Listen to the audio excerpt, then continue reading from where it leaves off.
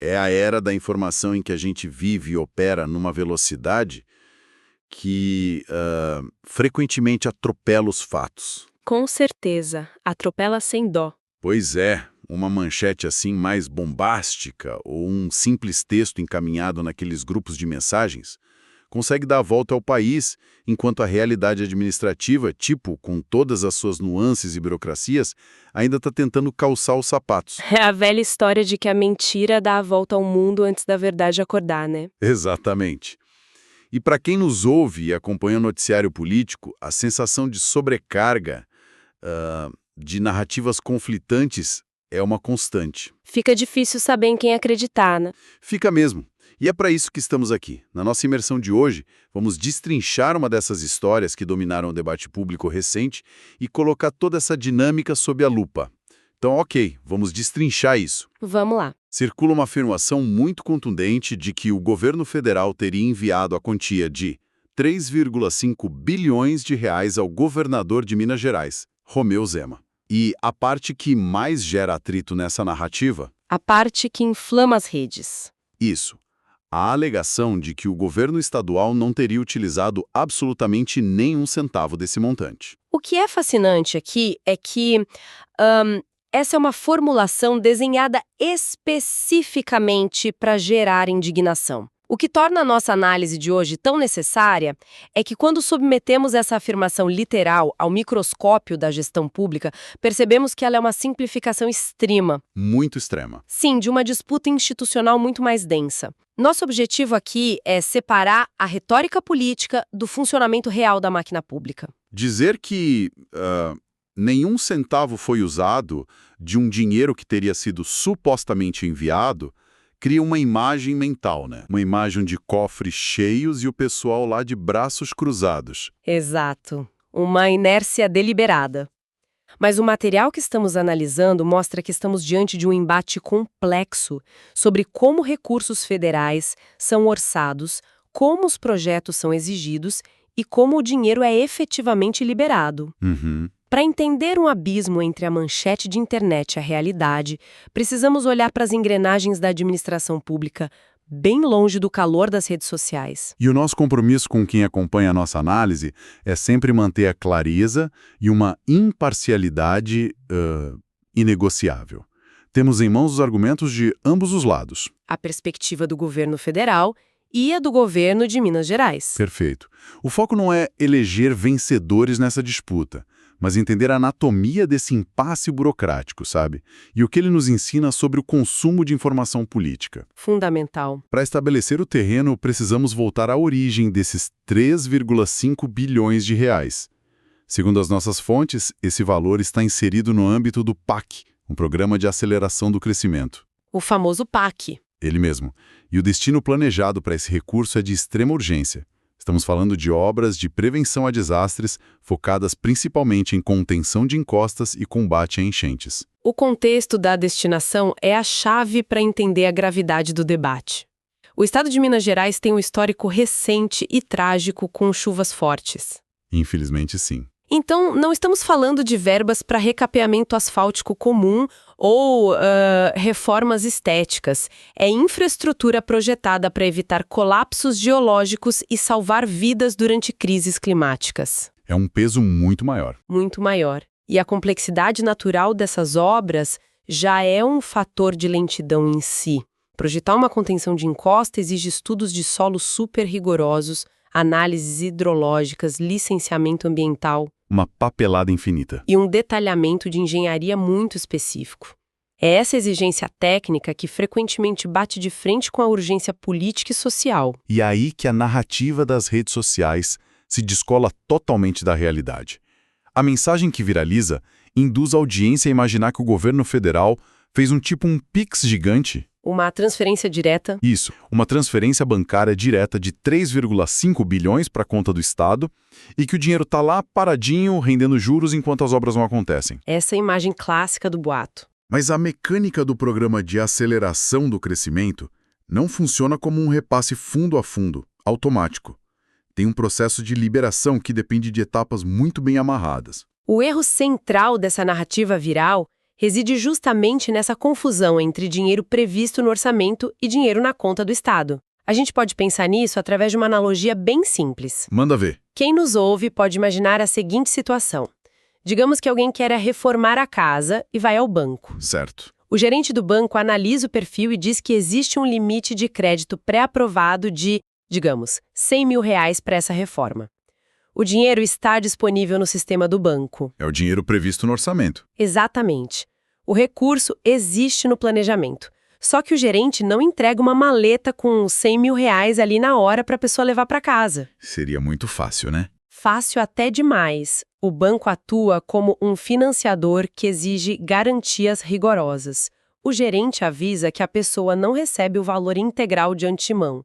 Ela precisa apresentar a planta da obra, o projeto do arquiteto, os orçamentos das empreiteiras. Tem que provar que a obra vai acontecer do jeito certo. Isso. E comprovar a viabilidade técnica. Somente após a aprovação de cada etapa do projeto é que o banco libera uma fração desse montante, pagando diretamente pelas fases concluídas. Então, transpondo isso para nossa análise, quando o governo federal anuncia que há 3,5 bilhões disponíveis no PAC para Minas Gerais. Ele está dizendo que há uma rubrica orçamentária, o limite pré-aprovado. Sensacional essa analogia.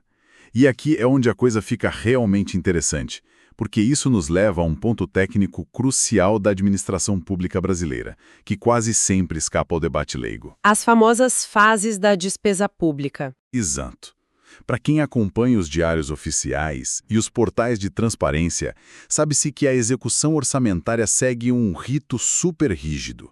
São 3 grandes fases: o empenho, a liquidação e o pagamento. Perfeito. Uma coisa é o recurso estar lá, bonitinho, previsto no orçamento do PAC. Outra coisa completamente diferente é o governo federal empenhar esse dinheiro, ou seja, reservar oficialmente aquela quantia para um contrato específico que já foi assinado. Essa distinção das fases orçamentárias é o que desvenda o mistério do dinheiro que supostamente não foi usado. O empenho é apenas a promessa de pagamento. A promessa. É. Depois que a obra começa de fato, vem a fase da liquidação. É quando os fiscais vão lá e atestam que uma etapa do serviço foi realmente realizada pela construtora, como a fundação de um muro de contenção, por exemplo. E só depois de liquidado é que o dinheiro anda. Só depois de liquidado é que ocorre a terceira fase, que é o pagamento, a transferência real do dinheiro. A manchete, que diz que o Estado não usou um centavo, ignora totalmente essa esteira de produção. Não tem como o Estado usar um dinheiro que não chegou nele. O Estado não tem como usar um dinheiro que ainda não passou por todo esse ciclo de aprovação de projetos, licitação, empenho, liquidação e repasse. O dinheiro não estava fisicamente em Minas Gerais esperando para ser gasto. Agora, se olharmos para a argumentação de Brasília, de forma estritamente neutra, a versão sustentada pelo presidente da República e pelo ministro das Cidades se apoia inteiramente nessa mecânica burocrática. Eles conhecem a regra do jogo. Pois é, eles afirmam que o montante de 3,5 bilhões de reais estava sim garantido e disponível no guarda-chuva do PAC. A justificativa federal para que o recurso não tenha chegado à fase de pagamento é que a barreira foi criada pelo próprio Estado. A bola parou na quadra de lá. Exatamente. A alegação oficial é que o governo de Minas Gerais não teria apresentado os projetos de engenharia necessários, nem a documentação exigida para que os recursos pudessem ser formalmente contratados. A Defesa Federal transfere a responsabilidade desse gargalo para uma possível falta de capacidade técnica ou operacional do Estado em formular esses pedidos. E não é pouca coisa formular isso, né? Não mesmo. Na administração pública, elaborar projetos básicos e executivos para obras complexas de drenagem e contenção não é algo trivial. Exige equipes inteiras de engenheiros, exige muito tempo e, ironicamente, exige recursos financeiros estaduais apenas para desenhar a papelada que vai pleitear o recurso federal. É preciso gastar dinheiro para pedir dinheiro. Basicamente isso. A narrativa da União foca na premissa de que a sua parte foi feita ao disponibilizar o espaço no orçamento e que a inação estadual foi o que travou a esteira. Mas há um contraponto forte, e é aqui que passamos a bola para o outro lado do debate. Trazendo a versão do governador Romeu Zema, o embate deixa de ser sobre processos orçamentários e passa a ser uma verdadeira guerra de versões. As coisas esquentam bastante. Os números apresentados pela gestão estadual pintam um quadro completamente diferente. Eles não apenas contestam a acusação de negligência, como colocam em xeque a proporção dos valores que estão sendo discutidos. O Estado de Minas Gerais afirma de forma categórica que apresentou sim os projetos exigidos para acessar os recursos. Esse é o primeiro ponto de atrito, e o mais difícil de reconciliar sem uma auditoria independente. Sim, fica a palavra de um contra o outro. Temos uma colisão frontal de narrativas. A União diz que a documentação não chegou ou não está adequada, e o Estado afirma que enviou tudo o que era necessário. Como explicar isso? Frequentemente em disputas dessa natureza, o que ocorre é um descompasso técnico. O Estado pode ter enviado projetos que considera completos e prontos para execução, mas a equipe técnica do Ministério, lá em Brasília, pode ter rejeitado a documentação. Por que rejeitariam? Por considerar que faltam licenças ambientais específicas ou que os detalhamentos geológicos não estão nos padrões do Ministério. O que um lado chama de projeto entregue, o outro pode tranquilamente classificar como documentação insuficiente. Esse ruído de comunicação entre as esferas de governo é um gargalo sistêmico antigo no Brasil. Mas o que mais chama atenção na defesa estadual, e isso nós precisamos mastigar bem para a nossa audiência, são os valores envolvidos. Os números mudam tudo. Mudam. O governo de Minas relata que o total de recursos solicitados ao longo do tempo, baseados nos projetos que eles afirmam ter entregue, não foi de apenas 3,5 bilhões. Foi bem mais. O montante pleiteado ultrapassaria a marca de 9 bilhões de reais. 9 bilhões. 9. E do outro lado dessa equação, para fechar a conta da defesa deles, o Estado afirma que até o momento recebeu efetivamente em seus cofres apenas cerca de 280 milhões de reais. A disparidade dessas cifras muda completamente o eixo estrutural do debate. Totalmente. O Estado argumenta que demandou 9 bilhões em necessidades de infraestrutura, com projetos, e recebeu apenas 280 milhões. Do ponto de vista lógico, a defesa estadual tenta demonstrar que a acusação de não ter usado nenhum centavo dos 3,5 bilhões perde o sentido. Fica até meio absurda. Fica, porque eles alegam ter recebido apenas uma fração minúscula do que precisavam e do que oficializaram em pedidos.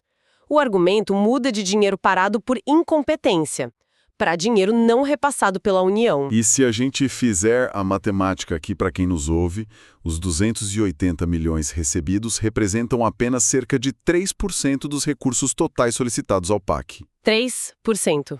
É muito pouco. E isso nos leva à mecânica da desinformação política. Então, o que isso tudo significa para quem está ouvindo?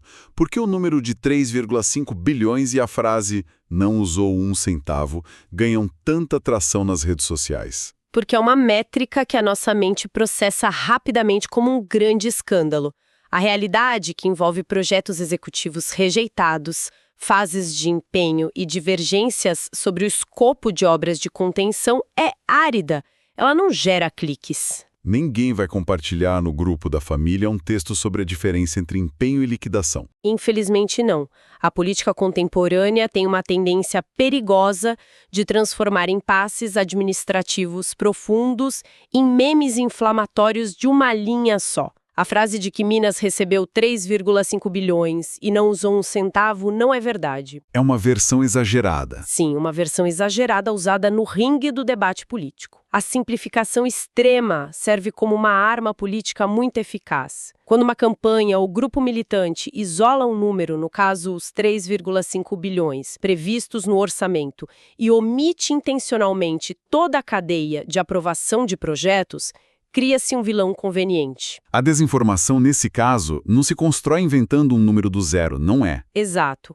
Ela se constrói descontextualizando um número real. O valor estava no PAC. Sim, estava. Mas isso significa que foi transferido e trancado em um cofre no Estado? Não.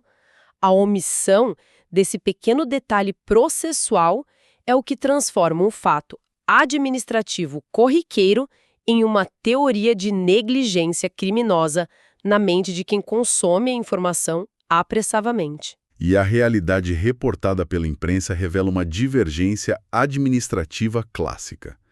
Há um abismo enorme entre o governo federal disponibilizar recursos e o entendimento entre a União e o Estado sobre a apresentação adequada desses projetos e a liberação efetiva dos valores. É um debate sobre processos. Não um fato incontestável de negligência financeira. Exatamente.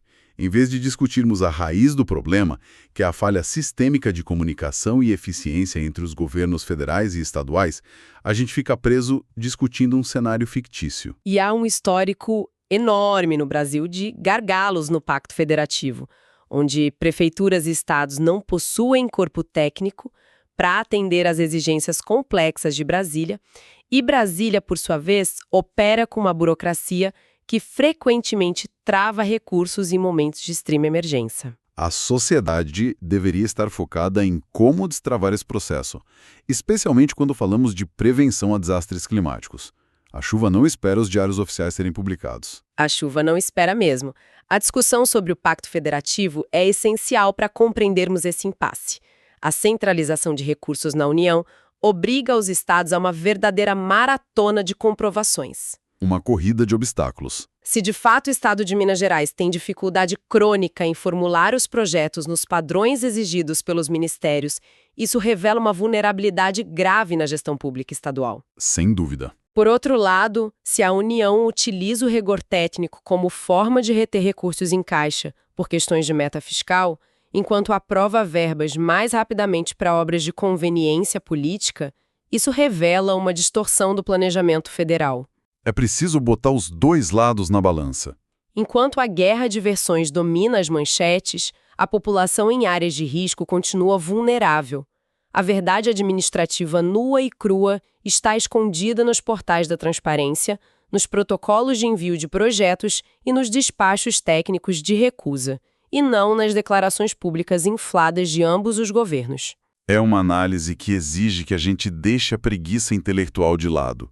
A lição que tiramos dessa imersão não é sobre quem tem razão, mas sobre como devemos blindar nossa capacidade de julgamento contra essas narrativas polarizadas. Isso exemplifica a importância do pensamento crítico na era da sobrecarga de informações. Sempre que uma mensagem afirmar que uma quantia colossal de dinheiro público foi esquecida, devolvida ou não utilizada, sem explicar o mecanismo de repasse desse recurso, o alarme do ceticismo precisa soar alto para quem nos ouve. Tem que soar. O cetismo saudável é a única ferramenta que o cidadão tem para cobrar resultados reais. Porque o processo de transformar um planejamento orçamentário numa obra de concreto, que impede um deslizamento de terra, é cheio de atritos, prazos legais e disputas técnicas que a retórica política prefere esconder debaixo do tapete. E se aceitamos a versão simplista, acabamos cobrando a coisa errada. Podemos acabar exigindo que um governador gaste um dinheiro que ele ainda não recebeu, ou cobrando que o governo federal libere fundos sem a devida segurança de que o projeto de engenharia é viável. O que historicamente resulta em obras paralisadas e desperdício de dinheiro público que a gente já viu tantas vezes no Brasil. A exigência da sociedade deve ser por transparência no fluxo dos processos. Onde exatamente na mesa de qual técnico ou de qual secretário o projeto travou e por quê? E em vez de apenas recapitularmos os argumentos de ambos os lados, a gente precisa olhar para as consequências práticas desse cenário. Estamos falando de contenção de encostas e prevenção de enchentes em Minas Gerais. Não se trata de malas de dinheiro esquecidas em um cofre, mas sim de um complexo debate burocrático sobre a liberação de recursos do PAC para obras essenciais. São obras que separam a rotina normal de uma tragédia irreparável. Esse é o ponto que não pode, de forma alguma, ser perdido de vista. A finalidade principal desse recurso é a preservação da vida. E isso nos leva a uma reflexão muito mais profunda sobre a qualidade do nosso debate público. Qual reflexão? Pensemos o seguinte: se debates cruciais sobre infraestrutura de emergência, investimentos que determinam se bairros inteiros estarão seguros na próxima tempestade. Se esses debates são constantemente reduzidos a manchetes exageradas e guerras de narrativas nas redes sociais, como é que a sociedade consegue exercer o seu papel de fiscalização? Fica quase impossível. Como podemos cobrar a responsabilidade técnica e administrativa com precisão, tanto de quem gerencia a liberação do orçamento lá em Brasília, quanto de quem elabora os projetos e executa as obras no Estado? Se a nossa atenção for permanentemente sequestrada pela desinformação e por disputas políticas superficiais, a cobrança real por eficiência estatal justamente no momento em que a população mais precisa simplesmente deixa de existir. É uma reflexão contundente e absolutamente essencial para encerrarmos nossa análise de hoje. Quando o ruído das redes sociais fala mais alto que o processo administrativo real, toda a sociedade perde a capacidade de enxergar o problema e de exigir as soluções práticas. Perdemos o foco no que realmente importa. É por isso que valorizamos tanto o tempo que passamos destrinchando essas narrativas complexas. Agradeço a todas as pessoas que nos acompanharam até aqui, exercitando o pensamento crítico e recusando as respostas fáceis de internet. Muito obrigada pela companhia e pela escuta atenta. Mantenham o ceticismo em dia, continuem questionando as manchetes e não deixem de buscar o que está por trás dos discursos oficiais. Até a nossa próxima análise aprofundada. Até a próxima!